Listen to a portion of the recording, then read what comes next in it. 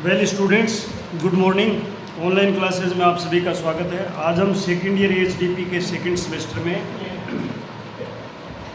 Subject है minor वेटरी surgery, chapter number 8 types of sutures यानी टांकों के प्रकार। इससे पहले के लेक्चर में हमने गांठ लगाना सीखा था, गांठ लगाना सीखा था, नोट कैसे लगाते हैं। अब हम सूचरिंग के बारे में पढ़ेंगे। जब घाव हो जाता है या हम सर्जरी करते हैं, किसी ऑर्गन को काटते हैं तो उसको आपस में जोड़ना पड़ता है। या अगर कोई स्किन पे घाव हो गया, स्किन कट गई, मसल्स फट गई, या हेर्निया हो गया या प्रोलेप्स हो गया, तो उस जगह पे हमें टांके लगाने की आवश्यकता होती है। जिस प्रकार से दर्जी कपड़े सीता है ना, उसी प्रकार से हमें टिश्यूज़ को सीना पड़ता है। तो सूचरिंग के बारे में आप समझ तो गए कि सूचरिंग क्या है।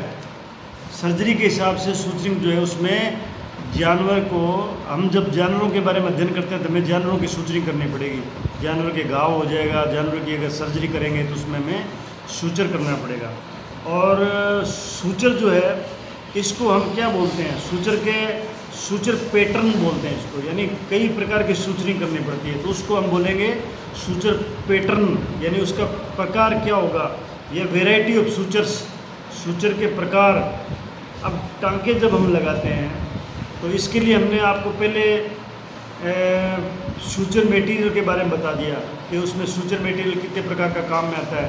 अगर कोई पशु आपके पास में आता है, उसकी चमड़ी पे घाव है, अगर उसकी चमड़ी कट गई है तो आप उस पर जो टांके लगाते हो तो वहाँ कौन से सूचर मटेरियल काम में लेते हो, वहाँ पर नॉन एब्जॉर्बेंट लेते हो, जो गलता नहीं है या जो शरीर में एब्जॉर्ब नहीं होता, वो सूचर मटेरियल आप काम में लेते हो। ताकि उसको क्या है, सूचरिंग जब आप सूचर करते हो और घाव जब मिल जाए तो उसके बाद में आप उसको काट के निकाल देते हो।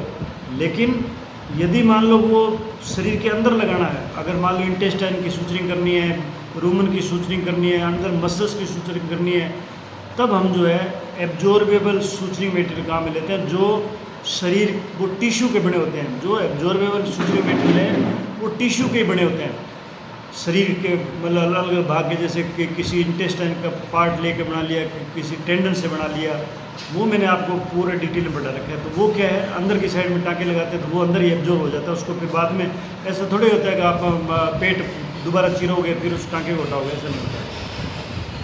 तो ये आपने पहले पढ़ चुके हो। अब हम जो टाँके लगाते हैं उसके लिए हमें दूसरी चीज़ की आवश्यकता होती है, वो होती है सूचरिंग नीडल।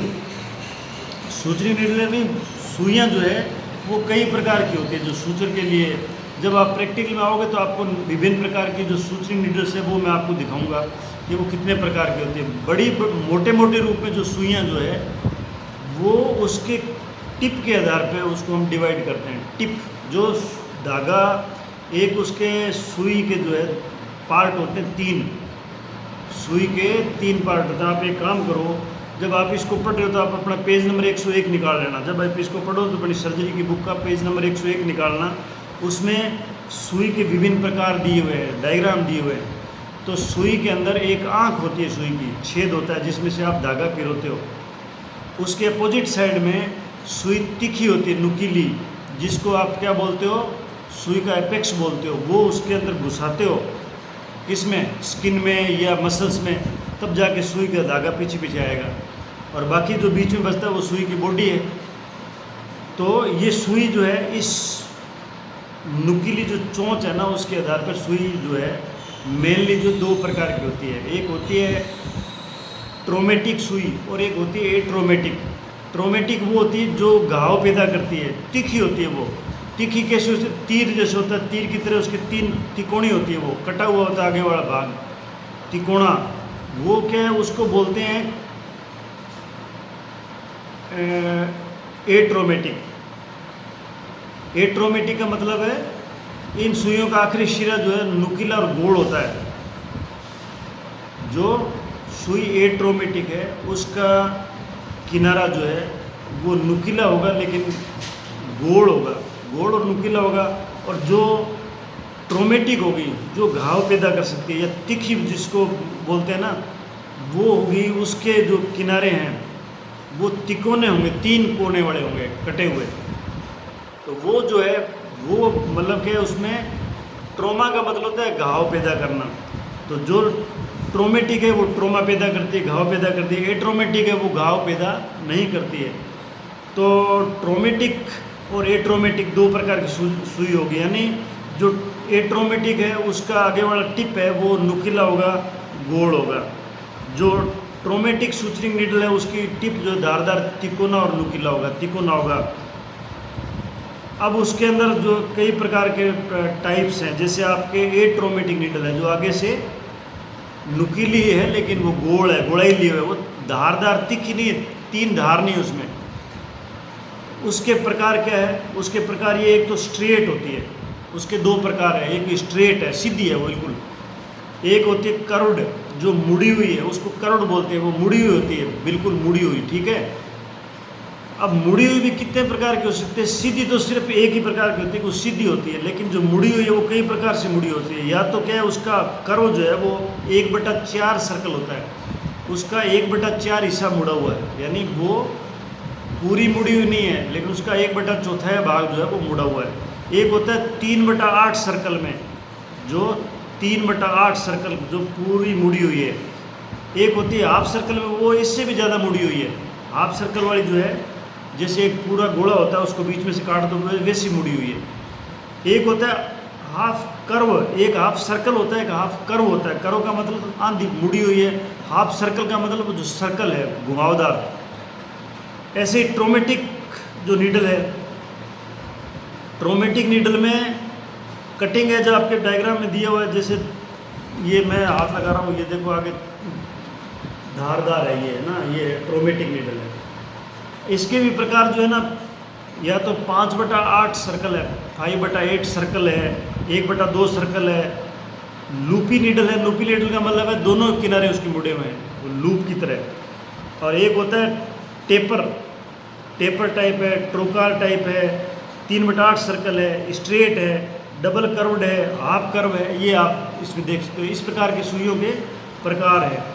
तो इसमें क्या क्या चीज़ें चाहिए टाँके लगाने के लिए? एक तो धागा चाहिए, एक नीडल चाहिए, एक नीडल होल्डर चाहिए, एक कैंची चाहिए। कैंची से धागा जब आप सूचरिंग करते हो तो फिर धागे को बार बार काटना पड़ता है। अब हमने ये देख लिया कि भाई विभिन्न प्रकार की सुइयाँ जो है वो कितने प्रकार की होती है, ट्रोमेटिक, एट्रोमेटिक, फिर मतलब कि स्ट्रेट है, कर्व्ड है, हाफ सर्कल में है। उसके बाद में हम देखते हैं टाँके लगाते समय, जब हम टाँके लगाते हैं पशु पे तो एंटीसेप्टिक, एसेप्टिक कंडीशंस होनी चाहिए, तो मैंने आपको पहले बता रखा है। लेकिन टाँके लगाते समय कुछ विशेष बातों का ध्यान रखना पड़ता है हमको। वो बातें क्या है उनको ज़रूर आप याद करना, सारी जो 8-10 जो ना इसके सावधानियाँ रखनी है या हमें बातें ध्यान रखनी है। वो क्या है, एक तो क्या है कि जहाँ पर आप टाँके लगा रहे हो बॉडी पार्ट पे, जहाँ पे घाव है या जहाँ पे कटिंग एज है, जहाँ कटा हुआ है, वहाँ जब आप टाँके लगाते हो तो जो टिश्यू होते हैं वहाँ के, मसल टिश्यू है या स्किन के टिश्यू है। टिश्यू कई प्रकार के पढ़ाए मैंने आपको, मस्कुलर टिश्यू है, नर्वस टिश्यू है, एपिथेलियल टिश्यू है, ग्लैंडुलर टिश्यू है, ये कई प्रकार के टिश्यू। तो टिश्यू जो है उनको आप हल्के ढंग से पकड़े मतलब हल्के हाथ से पकड़े उनको, ताकि उनको नुकसान कम से कम हो, यानी ट्रॉमा नहीं हो। ट्रॉमा का मतलब होता है घाव पैदा करना। अगर आपने उसको भारी हाथ से पकड़ा ना दबा के, तो वो टिश्यू वहाँ से कट सकता है। इसलिए उसको हल्के हाथ से मतलब हल्के ढंग से पकड़ें। दूसरा क्या है, टाँके लगाते समय धागा जो है वो ज़्यादा लंबा नहीं लेना चाहिए। अगर आपने 2 हाथ लंबा धागा ले लिया ना, तो आप उस धागे को कंट्रोल नहीं कर पाओगे। जब आप उसके टाँके लगाओगे तो वो धागा आपका उलझ जाएगा, बार बार उलझना, जानते हो ना, उलझ जाता है। नंबर 2, छोटी सुई काम में लो, हमेशा छोटी सुई काम में लेनी चाहिए। इतनी छोटी भी नहीं लेनी चाहिए कि वो पकड़ में नहीं आए, लेकिन कहने का मतलब एक छोटी सुई जो है वो छोटी काम में लेनी चाहिए, ताकि क्या उसको ढंग से पकड़ सको, ढंग से उसको हैंडल कर सको। टाँके लगाते हो जब आप उस घाव पे, उसके 2 किनारे होते हैं, दो सतह होगी ना, एक बीच में से जब कटा हुआ था, एक इस साइड में एक इस साइड में, 2 फ्लैप हो गए उसके, ठीक है। अब उनके घाव के किनारे जो है ना, सुई को घाव के किनारे से कुछ दूरी पर लगाने, उसको निकालना चाहिए, लेकिन किनारों से ज़्यादा दूर नहीं ले जाओ उसको, ज़्यादा दूर नहीं ले जाना उसको, ज़्यादा नज़दीक भी नहीं हो कट के और ज़्यादा दूर भी नहीं हो। अगर मान लो ज़्यादा नज़दीक होगा तो वो धागा निकल जाएगा, ज़्यादा दूर अगर आपने उसको लगा लिया तो घाव छिक जाएगा। मैंने कल आप बताया ना छिकना, छिकना मतलब टायर में फटना, फट जाएगा वो। तो गांठ लगाते समय क्या घाव फट जाएगा या छिक जाएगा, इसलिए उसकी दूरी जो है वो ज़्यादा नहीं होनी चाहिए, मतलब हिसाब से उसकी दूरी होनी चाहिए। टांके आप लगाते हो तो उसको ढीला भी नहीं रखो, टांके को ज़्यादा ढीला नहीं छोड़ना, नहीं तो घाव के दोनों किनारे जो है वो नज़दीक नहीं रहेंगे और घाव जो है वो भरेगा नहीं। इसलिए टांके इस प्रकार लगाने के दोनों जो घाव के किनारे हैं वो आपस में जुड़ जाए। टांकों को ज़्यादा खींच के भी नहीं लगाना, ज़्यादा टाइट टांके नहीं लगाने, मतलब ढीला भी नहीं छोड़ना और ज़्यादा टाइट भी नहीं लगाना। ज़्यादा टाइट लगाओगे तो खिंचाव की वजह से खून की जो सप्लाई है ना वो रुक जाएगी, वहाँ पे खून की नाड़ियाँ भी तो होती है, अगर आपने खींच के लगाया तो वो नाड़ियाँ दब जाएगी तो खून नहीं जाएगा तो घाव समय पे नहीं भरेगा। इसका मतलब क्या है, ज़्यादा खिंचाव भी नहीं हो और ज़्यादा ढीला भी नहीं हो। अब जहाँ तक हो सके, ये मैंने आपको जब गांठ लगाई थी ना, गांठ लगाई थी तब मैंने आप बताया था नोट वाले टाइम में कि जहाँ तक हो सके टांके लगाते समय नीडल होल्डर का काम में लेना चाहिए, नीडल होल्डर से ही टांके लगाने चाहिए, हाथ से टांके नहीं लगाना चाहिए, नहीं तो क्या है कि वो टांके सही ढंग से नहीं लगते। नीडल होल्डर से मजबूती से टांके लगते हैं ढंग से और आप भी तकलीफ नहीं होती आदमी को भी। अगर आप मान लो उसके आंतरिक हिस्सों पे टांके लगा रहे हो, पशु के इंटरनल ऑर्गन पे, जैसे इंटेस्टाइन है, रूमन है, आपने पेरिटोनियम को सीडना है या मसल्स के टांके लगा रहे हो, तो हमेशा एट्रोमेटिक नीडल काम में ले। एट्रोमेटिक नीडल कौन सी होती है, जो तीखी होती है, गोलाई लिए होती है, वो होती है एट्रोमेटिक, उसको ले, क्योंकि उससे क्या घाव नहीं होगा। नहीं तो क्या एट्रोमेटिक ले लो ना, जो आगे भाले की तरह तीखी होती है, कटिंग एज होते हैं जिसमें, वो सिर्फ स्किन के मामले में काम लेना। जब चमड़ी की सिलाई कर रहे हो ना, चमड़ी गाय की, भैंस की चमड़ी बहुत मोटी होती है, ऊँट की चमड़ी बहुत मोटी होती है, वहाँ अगर आप एट्रोमेटिक काम में लो तो सुई निकलेगी नहीं उसमें से, इसलिए वहाँ पे ट्रोमेटिक नीडल काम में लेनी है, ताकि उसमें से वो पायर्स हो सके, यानी उसमें से आर पार हो सके चमड़ी से। अच्छा, अगर आपको ये लगता है कि जिस ऑर्गन के आप सिलाई कर रहे हो, अंदर के ऑर्गन की, जब पेट को चीरते हो या यूट्रस के अंदर की सिलाई करनी है, अंदर आंतरिक भागों की जब सिलाई करते हो, तो आपको अगर ऐसा लगता है कि यहाँ पे सीधी सुई काम नहीं कर सकती, तो वहाँ पे आपको कर्व्ड नीडल, मुड़ी हुई सुई काम में लेनी चाहिए। और जहाँ आपको लगता है, अगर बार जैसे टांके लगा रहे हो ऊपरी भाग में, जहाँ आपको लगता है कि यहाँ कर्व्ड की जरूरत नहीं है, सीधी सुई होनी चाहिए, स्ट्रेट, तो वहाँ आपको स्ट्रेट सुई काम में लेनी चाहिए। यानी हमेशा एक फंडामेंटल क्लियर रखो कि जो आंतरिक भाग है शरीर के, इंटरनल ऑर्गन है, वहाँ की अगर सिलाई करनी है तो हमेशा कर्व्ड नीडल ही काम में लेनी चाहिए, मुड़ी हुई सुइयाँ काम में लेनी चाहिए, घुमावदार सुइयाँ। और जब हम त्वचा पर सूचनिंग करते हैं बाहर चमड़ी पे, तब हमें स्ट्रेट नीडल ही हमेशा काम में लेने, साधारणतः काम में लेते हैं उसको। तो ये आपको याद करना, ये आपको एग्जाम में पूछेंगे कि अगर मान लो हमें बड़ी आंत की सिलाई करनी है तो कौन सी नीडल लेंगे, स्ट्रेट नीडल लेंगे, तो गलत हो जाएगा, वहाँ पे हम कर्व्ड नीडल लेंगे। अब जहाँ तक हो सके ना, टांके लगाने के लिए शल्य चिकित्सक जो है ना, जो डॉक्टर होता है पशु चिकित्सक, उसको ही लगाना चाहिए टांके, संपूर्ण टांके जहाँ तक हो सके।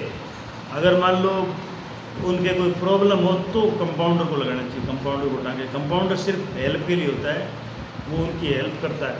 तो टांके जो है हमेशा शल्य चिकित्सक को स्वयं लगाना चाहिए या किसी सहायक से नहीं लगाना चाहिए। अब ये कुछ सावधानियाँ थी जो टांके लगाने के दौरान हमें रखनी पड़ती है। अब हम ये देखते हैं कि टांकों के प्रकार क्या है। टांके जो है साधारणतः टांके हम लगाते हैं, सूचरिंग करते हैं, स्किन की करते हैं या इंटरनल ऑर्गन की करते हैं, जहाँ की भी सूचरिंग करनी हो। तो सूचरिंग के दो प्रकार होते हैं, मोटे मोटे दो प्रकार होते हैं। एक होता है एक टांके वाले टांके, यानी इसको बोलते हैं अंतरा टांके, या इसको इंटरप्टेड सूचर बोलते हैं। इंटरप्टेड का मतलब होता है कि अगर मान लो घाव 6 इंच लंबा है तो आपने पहला टांका लगा दिया, फिर उस टांके को काट दो, फिर थोड़ा गैप दे के दूसरा टांका लगाओ, फिर उसको काट दो। यानी ये इंटरप्टेड है, एक टांका लगाया उसको काट दिया। काटना मतलब है उसकी लंबाई में जो धागा लटका उसको काटना है, न कि उसकी धागा टांका लगा के काट दो, ऐसा नहीं।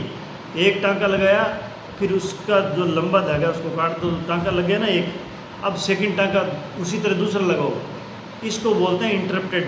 और ये इंटरप्टेड जो सूचर है ये आगे जाके 5 प्रकार के होते हैं। इनके 5 प्रकार है। सिंपल सूचर एक होता है, सिंपल इंटरप्टेड एक होता है, मैट्रस इंटरप्टेड सूचर एक होता है, ओवरलैपिंग इंटरप्टेड सूचर, फिर होता है लंबर्ट इंटरनल सूचर, फिर होता है क्विल सूचर होता है।